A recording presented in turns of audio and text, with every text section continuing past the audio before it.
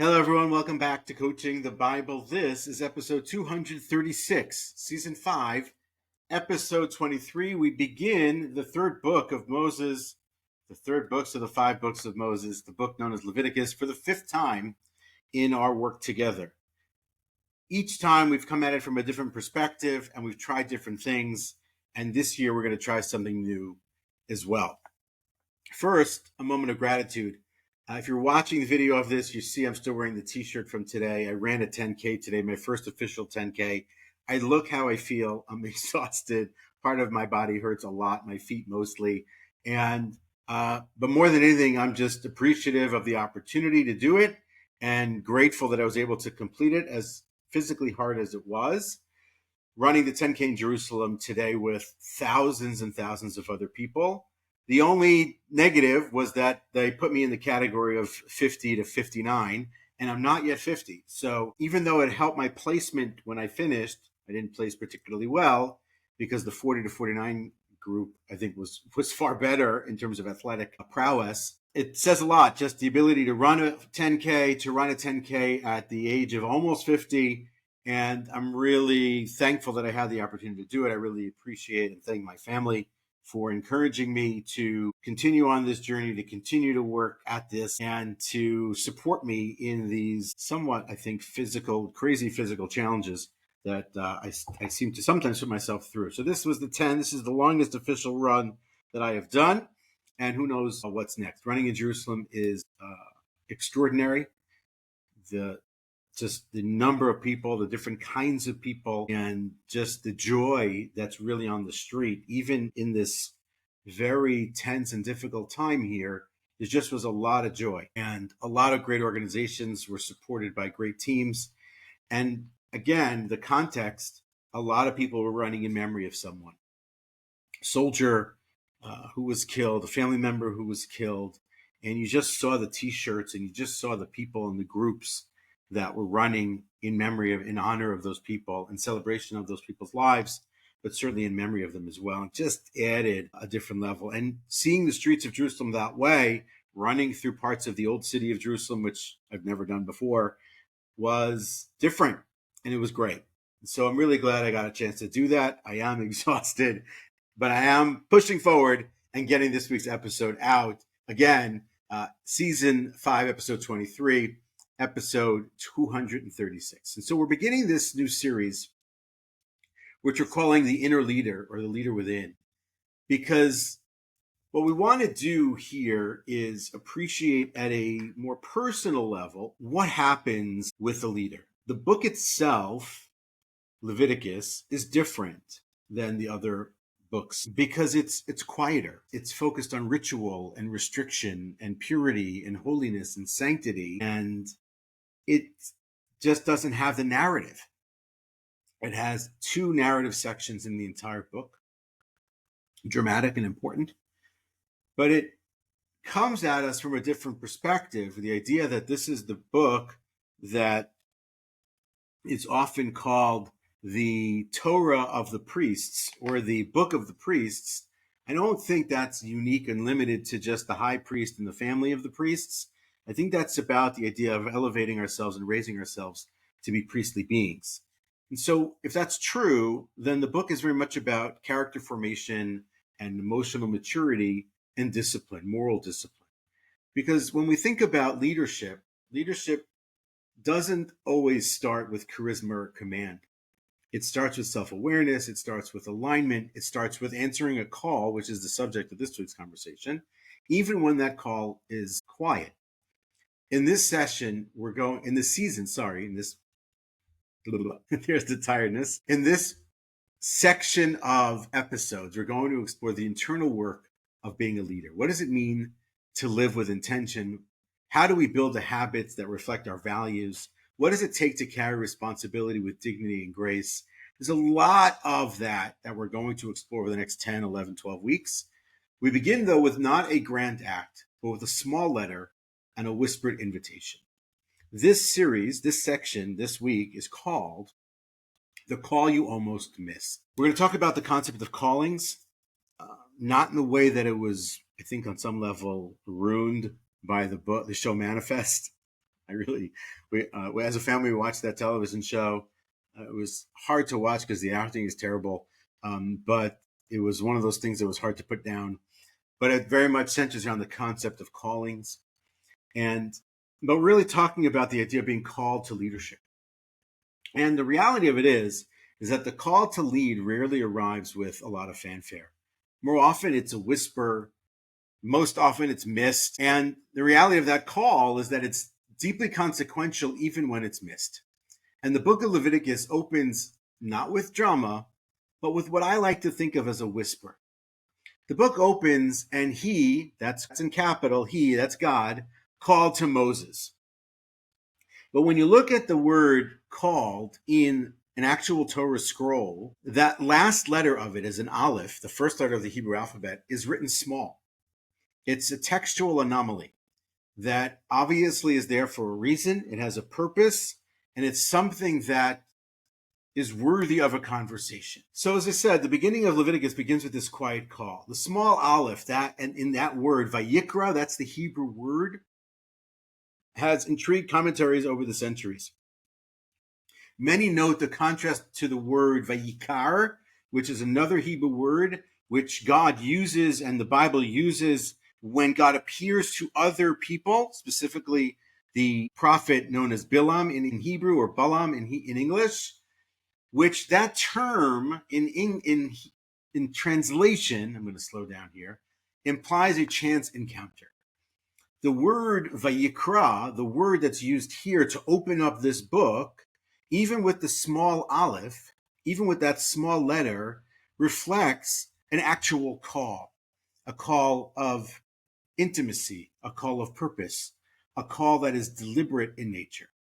Moses, in his humility, it is said according to our lore, wrote the letter small. In fact, he didn't want to write the letter at all. He wanted to have his version of being called to service, being called to God, be mirrored or matching those of others. He didn't want distinction. He didn't want separation. He didn't want to be shown as different. As we know, when Moses was actually called to the job, he felt an unworthiness, a hesitation, a resistance to taking the role, and that seems to persist to a degree, even now, we're talking about many, many months later. That sense of feeling unworthy, or the idea that there's no want or desire to exaggerate the person's own centrality to the divine plan, which Moses sits at the center of that. But there is no way that God is going to allow for that experience to be noted or written down or described in the same way that it is for a prophet such as Bilam.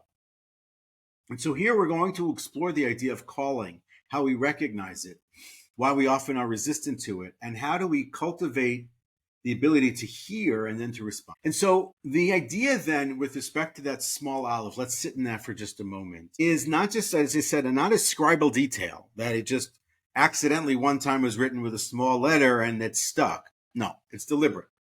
And it leads to a very important insight here, is the idea of Moses on some level struggling, wrestling with the role that he plays, wrestling maybe with the centrality of the role that he plays, wrestling with the nature of the relationship that Moses had with God, which is different and unique than everybody else, especially when called. We know from the book of Exodus that after Moses spends the time on the mountain with God, that his face shone. And so he's different, he's separate, he's apart, his calling is bigger. And what we have to appreciate that even though he has a desire to perhaps eliminate that letter from the text, it's there. And it implies something very important. The call to leadership is real. The call to leadership isn't always felt to be deserved. And the call to leadership is not always clear. But the call to leadership is a response to a deliberate call, even when the person feels inadequate, even when the person continues to feel inadequate over the passage of time. And that's the case with Moses. So let's understand that. Now, the reality of it is that we're not all called during the course of our lifetime. I don't think everybody has a calling, or maybe everyone has a calling. Maybe this is a better way to say it. There is calling for everyone, but perhaps in many cases we don't want it, we miss it, It's not big enough. We're not happy with it. We don't even see it perhaps as calling. And so what I want to begin here now with is the idea first about calling itself. Calling is more than a career. It is more in thinking about it from the standpoint of depth. It's almost a summons towards a purpose that matters. It involves service. It involves growth. It involves a heavy sense of meaning. Philosophers and psychologists alike have explored the concept of calling. It always begins in a religious context, but it doesn't fully exist and only exist in a religious context today. So one, the gentleman by the name of Frederick, I think it's pronounced Buechner, describes calling as where your deep gladness and the world's deep hunger meet. Some have called that a place where your passion lives. That may be true also, but I think that's very much where your calling lives. It's a place where you feel good in that space and where the world's need, the deep hunger for that space is also in that same, it's where that Venn diagram overlaps. And psychologists have studied it even further. A gentleman by the name of William Damon studied it with respect to youth, that those younger people who felt purpose in life, purpose with their work, what he called a calling mindset, showed higher resilience, higher levels of satisfaction, higher motivation. And just the last one, I think, that really describes it really nicely.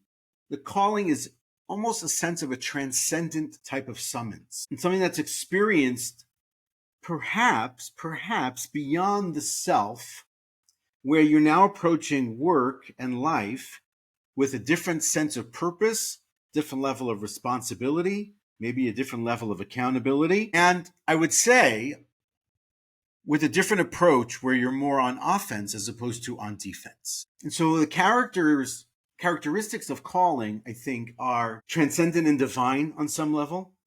It connects personally with the person's meaning and their broader contribution to the world. That's their impact. There's a lot of resistance that comes with calling, hesitation, fear, a sense of unworthiness. But when the person steps into calling and steps into that leadership role, then there's a deep change. It's an irrevocable change. It's a transformation of the person. They're no longer the person they were before. Just to give it not the perfect context, but one of my favorite movies is The Ten Commandments. It's a good time to talk about it. Cecil B. DeMille's version, Charlton Heston playing Moses, in my mind still to this day. Moses looks like Charlton Heston, even though I know for sure he didn't. I know for sure that he didn't because Charlton Heston was not a Middle Eastern man by birth, but that's a side point. But there's a moment in the film when he first comes down from the burning bush moment, from the burning bush experience, and he looks different. And in that moment in the film, Zephra, Zipporah, Joshua, who's there, and I don't know why he's there, but he's there, see Moses for the changed person that he is, the look in his eyes, the change of complexion on his face. I think his hair actually changes as well, because there's no longer the person that was there. But the reality of it is, for a lot of people, I think, is that when they felt a call, they wrestle with it. They don't want it. They're resistant to it. Moses at the burning bush. Jonah runs away. Jeremiah says he's too young. Esther fears for her life. Those are all biblical references. Check them out. All of them are in that space of when the moment of calling happens. And why are they resistant? There's a lot of reasons. And it's not because they deny that that's actually the calling for their mission in life. Perhaps it rests in the sense of imposter syndrome, right? That comes up a lot in leadership. It comes up a lot in coaching. We're working with a leader on the role that they play, the decisions they have to make, the actions they have to step into. Who am I to lead? It makes a lot of sense. We don't feel like we belong in that space. Sometimes it's out of humility. Sometimes it's out of fake humility, but sometimes it's, a lot of the time it's real. It's a sense of it's undeserved, but it also belongs to a space of what if I fail? There's a fear of being exposed as a failure, as a disappointment, sense that leader struggles with, the inner leader, when they're in those spaces, in those decisions, in those moments, and they know that they're called for this moment, but they're wrestling, they're struggling, they're anxious, they're tense. Maybe it comes from a desire for comfort. They'd rather somebody else do it. So why call me? Jonah runs away. Jonah's like, hey, there's got to be somebody else who could do this. There are other prophets around. Send somebody else. Moses says it explicitly. My brother is awesome. Take him. Choose him. And God gets angry with him. I'm not calling Aaron for this role. I'm calling you. Or maybe it's even simply just uncertainty. If the calling doesn't feel clear, that sense of being asked to do something isn't with 100% clarity. And so there's just even the smallest amount of ambiguity that surrounds it. So that anxiety that comes with it is enough to push a person away. The reality of it is those actual signs perhaps are even the actual signs that the calling is real. The internal friction that this person is having, which all those things signify, is that something big is being asked of us. And we also know that the call is not convenient, it's never simple, and it's not easy, which is why it's probably sacred. And so when it is that God whispers to Samuel at the beginning of his time in the house, in the tabernacle, he mistakes it at first. He thinks it's his mentor, Eli, who's calling him. He doesn't recognize it as the voice of God. It's a quiet call. Elijah, when he's broken and he's exhausted, he finds God in that very famous moment, not in the fire, not in the wind, but you know the rest, but in the still small voice. Because, core and key to leadership and core and key to the moment of the calling is listening. But not just listening for the loud calls, but for the subtle ones as well. The whispers, the ones you might miss. Those might be the voices that you need to hear that change everything. But I want to also bring it down into the real world because, as I mentioned earlier, yes, biblically speaking or historically speaking, the concept of being called to something was in a religious context. The call to be a religious leader, a religious figure, yes. But that is not always true because that idea of calling belongs at every different level of leadership and in many different contexts. Here's an example. Community organizer, a person who works community organizations, has an opportunity to go to a national role, to something very big, or even regional, something much, much bigger, much more lucrative, and decides to stay in the hometown, to serve her roots and to serve where her roots are planted. That's answering a call. It's a different level call. It's not Moses, but it's a different level call. It's the grandparent who showed up. Their child is, God forbid, widowed, perhaps divorced, struggling to make it work. The grandparent is retired. Grandpa or grandma, shows up on a consistent and regular basis to take care of the grandchildren, to pick them up from school, to make their lunch, to take them to after-school activities, to take them to the library, to just be there for them when they need someone because mom or dad can't be there. That's calling in a different concept than the Moses, Jonah, Jeremiah, Esther, presidential leadership, even armed forces calling. Because the reality of calling, I think, at that lower level, quote unquote, I don't think it's lower in any other sense. I think it's highly sanctified and holy. Doesn't require having this massive, giant platform. It simply requires that a person hears it in response. Many of the greatest leaders that have ever lived are not the loudest, are not the most celebrated, or are not even known. They're the ones who said yes when something sacred, something holy, something meaningful, something important, something tiny perhaps needed them. And so what's really important then for us is to appreciate the leader within, the inner leader on the call that you almost missed, or in other cases, you actually did miss. And so let's share a couple of practical tools so that we can become much, much better at this. Number one, I think is really crucial here is to cultivate stillness. It's very hard to do to create quiet time in the course of one's day because so many things and so many reasons come along that explain away the need to give that time to something else. They're good excuses. Oh, yeah, it's my quiet time, but okay, I'll give it a couple of minutes at the beginning of it and a couple minutes at the end of it. Leadership often arises in the space of the silence. when you have the opportunity to sit with yourself and to be with yourself and to think about the things you're doing and the things that you're not doing. Practical tool number 2 in that reflective mode of stillness is seeing the patterns. What are the things that keep pulling your attention? What are the things that people consistently and regularly come to you for? When you start to see the patterns, maybe that's advice, maybe that's talent, a skill that you have, maybe that's work ethic, maybe take your pick how many different things that is. That could be the calling. It may not be your profession, but it might be your calling. I know somebody for many years, I think he actually sells life insurance.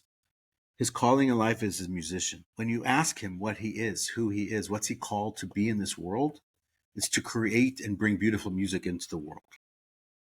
What does he do from 9 to 5? He sells life insurance, financial packages and financial planning to people. And when people reach out to him, it's not really always about the life insurance.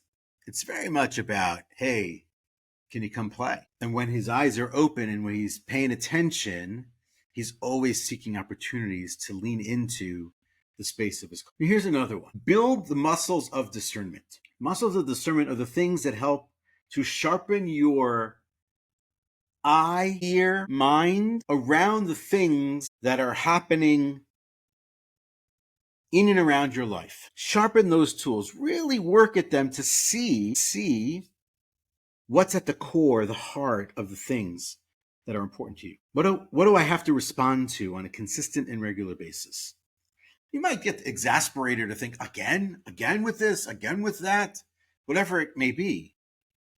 But when you appreciate that that's true, again, calling doesn't have to be passion. Calling doesn't have to be something you want to do. Calling is very much something that needs to be done, needs to happen, and you're the person called to do it. It's a very unique leadership space, and one I think that not everybody is brought into. Sit with those tools. They require you mostly to spend time with yourself and to think by and for yourself about yourself. It's a little bit selfish. I don't think in this context it's a bad thing, because I think the result is always better.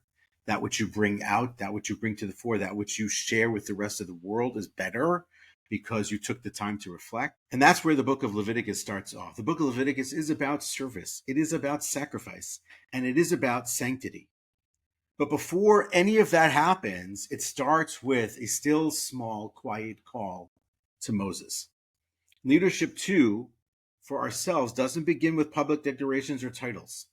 It begins when you notice the whisper and you say, as it often is said in the Bible, Hineni in Hebrew, here I am here, I am ready. That's where we start the 5th cycle of the book of Leviticus together. To finish it out with a great quote, this is a quote from Pablo Picasso. The meaning of life is to find your gift. The purpose of life is to give it away, because sometimes the call you almost miss is the one you were made to answer. That is Coaching the Bible for this week. I look forward to seeing you next week. I will not be running a 10K next week, but I look forward to seeing you next week as we prepare for the holiday of Passover.